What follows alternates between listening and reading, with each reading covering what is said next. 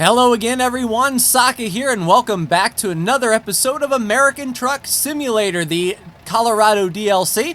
And we are here, as you can see, at the Denver airport. There was an update that moved my truck back to LA, so I warped to my Denver garage, and this just happened to pop up to a new city that we've never been. Plus there's an achievement to take goods to and from the Denver airport, so hopefully we'll be working on that. So today we will be taking a triple refrigerator through Denver, making the turn on Interstate 25 North up to Fort Collins, so that should be okay. That turn might be a little bit interesting there on the Cloverleaf, but we will hop on in the cockpit and let's get going. Hopefully they'll open the gate for us here. That would be kind of bad if they chose to lock us in and we can't get going. There we go. So not too awful heavy of a load, I don't believe. It's just a little bit awkward with the triple. But I usually take the triples and the doubles because, one, they provide more money, and two, I don't have to worry about backing in anywhere. So that is all well and good. But out in front of us is the Denver terminal. And it's quite interesting to see it on the ground as opposed to Microsoft Flight Simulator. And we've got a little bit of a train coming here. We'll go after that Charger, it looks like. Come on, big boy. Yeah, we're good. Let's get on out of here. And the blue Bronco out there to the right. Very cool. I remember watching Squirrel's stream whenever he came here, and you know, being from the UK, he's not familiar with the Denver Broncos, and he was saying, like, what kind of an artist would do stuff like that, like make the blazing red eyes and the blue Bronco. It's one of the things you take for granted living in the states nearby. I'm sure it's a very similar feeling to Euro Truck whenever I would drive around the UK and wonder, like, what is that doing there? Why is that named that way? It would be, you know, second nature to someone who lives there.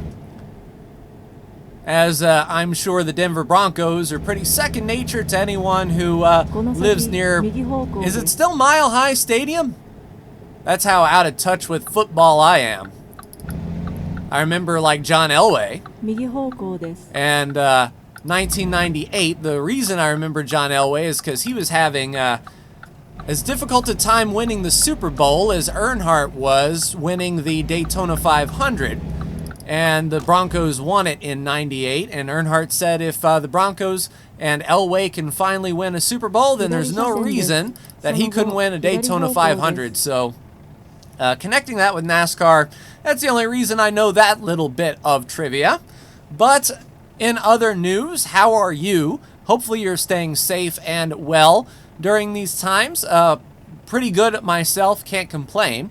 And you might not have known a difference, but if you watch my Empire of Sin series that I started here recently, you would know that my recording quality kind of went down for that particular series because I was unable to game in full screen anymore.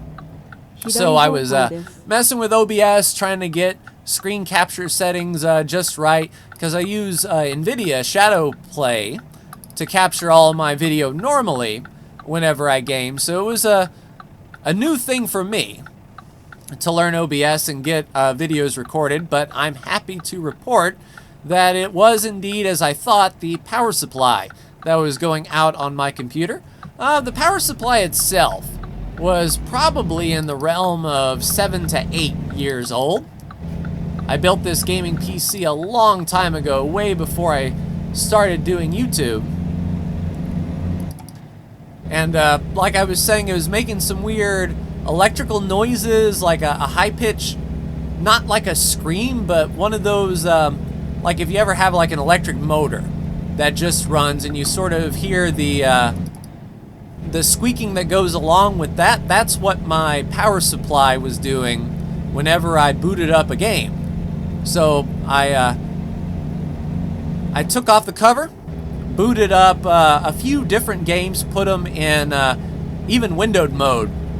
I could hear a difference, but the few times that I could get a game started in full screen, it started really screaming at me really bad. So, you know, I was hoping it was a power supply, so I went ahead and ordered one near Black Friday. They were still having some sales. I believe it was Cyber Monday sales that I caught, but I actually got a little bit more powerful of a power supply, a 650 watt.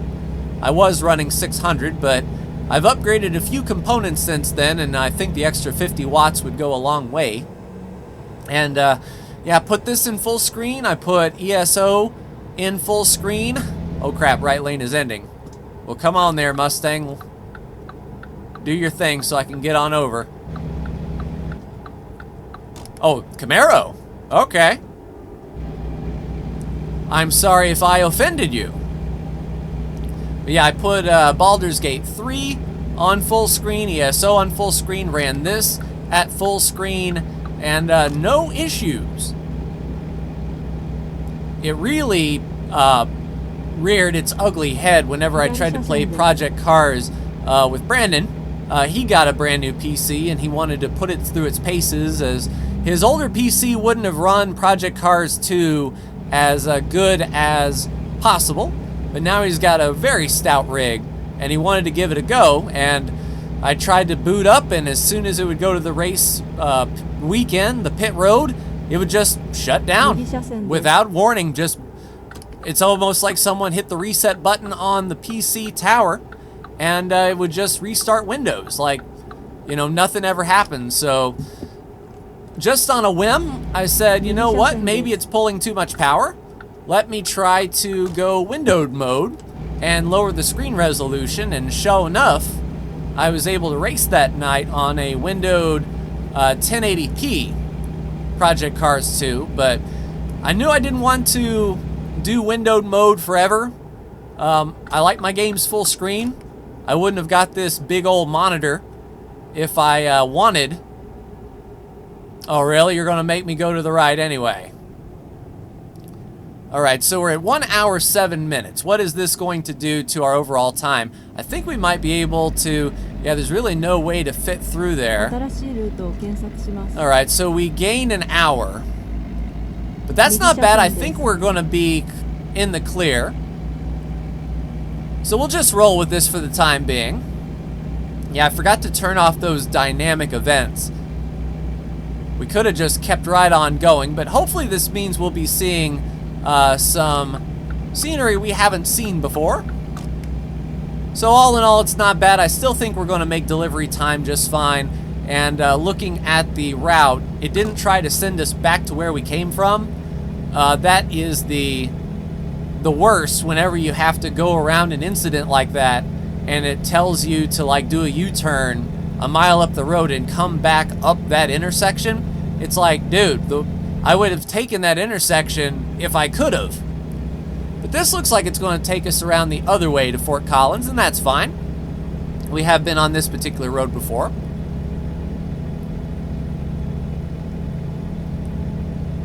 But all in all, not bad. Cyberpunk, as I'm recording this, comes out tonight. I don't believe I'm going to do a series on it.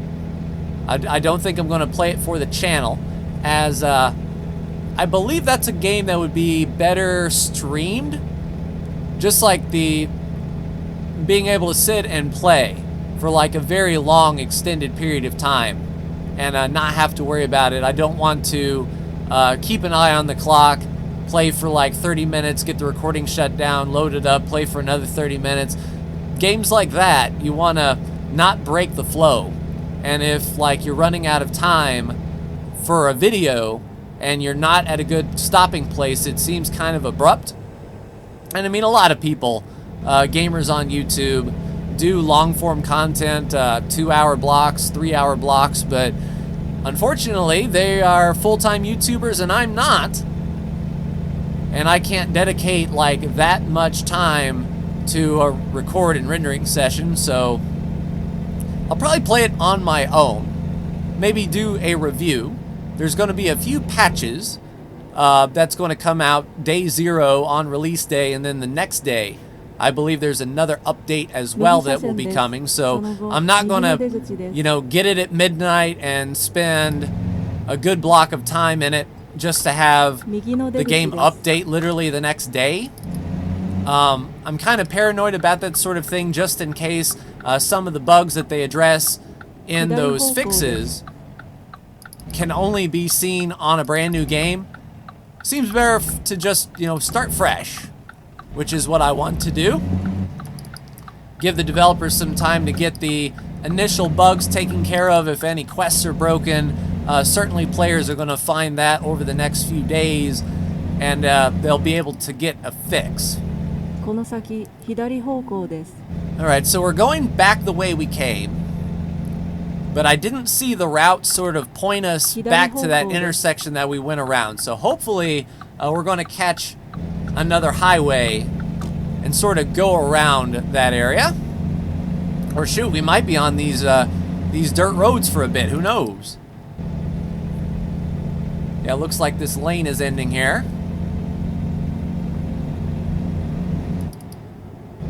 Alright, so far so good. We'll keep an eye out for sure. And if it tries to send us to that broken intersection again, I'll just try to go around as best I can. I think we'll be coming at it from another point of view. Now, this is all brand new out here. We're on Highway 34. Lots of farmland out here. Or at least I think so. Are those irrigation over there? Yeah. Looks like sprayers on the side. A lot of grass in the area. Tractors nearby. Got like a Farming Sim 2019 vibe out here.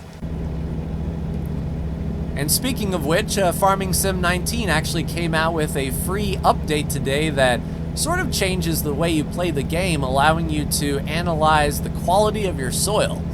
And, taking one step further into the realism category. I enjoy Farming Sim sort of the way it is.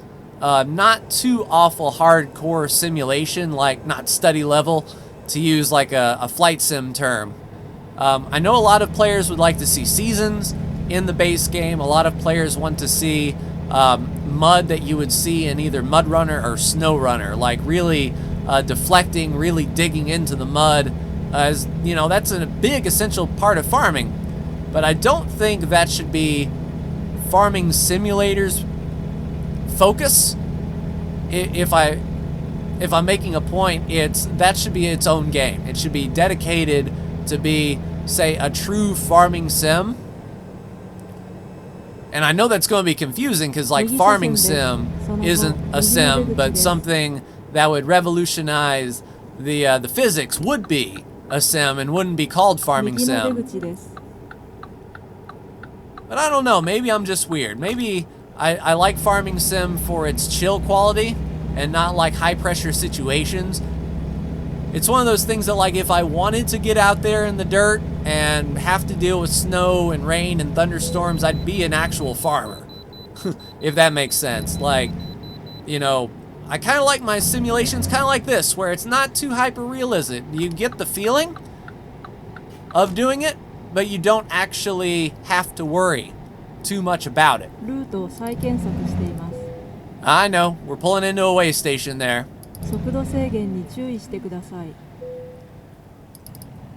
But we will weigh up here. Alright, 86,000 pounds we are for our triple. And there is that weird little clover leaf that we have to go around. Hopefully we don't get busted for speeding as we pick up speed to get to the off-ramp here. But we will be in Fort Collins shortly, not taking the east exit. Geez, little Prius has somewhere to go. Elon Musk is on a tear. Now that'd be a Tesla. And I think Teslas are in this game, or they're reasonable facsimile if memory serves. But yeah, we'll be making this right turn to Fort Collins. And a nice quick episode. I like the episodes that are fairly quick and allows us to see new things. In a perfect world, we're going to get credit for seeing Fort Collins as we pull up and get a little bit closer to that achievement to see every Colorado city. And because this came from the airport, there's that achievement to either pick up or deliver 10 things from the Denver airport. And since we did pick this triple up from the Denver airport, I'm hoping that that counts for the 10. All right, printer, are you coming over? Thank you for waiting. Hey, AI isn't bad. All right, we're going to have a hard right turn into this Walmart right here, as we can see. Rolling up into Fort Collins. We haven't discovered it yet, which is a little inconvenient. Maybe once we cross. Nope. All right, so we'll make this wide turn into the Walmart. We'll park up, and then in the meantime, what I'll do is I will, quote-unquote, discover Fort Collins. Maybe get the truck fixed just a little bit, and we can pick up from here in the next episode. Hopefully Fort Collins has some good stuff to pick up and deliver. But we'll detach those legs and call it a quick day. 160 miles, 3 hours with that little detour. We would have been here in no time if we didn't have to take that, but 8,000 bucks. And there we go. Okay, so we did drop off in Fort Collins and the achievement did pop. I'm gonna have to look and see if the other part of the achievement popped where we were picking up from the Denver airport. If not, that may be the company next door that we have to get things from. But that will do it for me in this episode of American Truck Sim, everyone. Like, share, and subscribe if you are so bold. Thank you so much for tuning in, and I will see you in the next American Truck Sim video. Take care.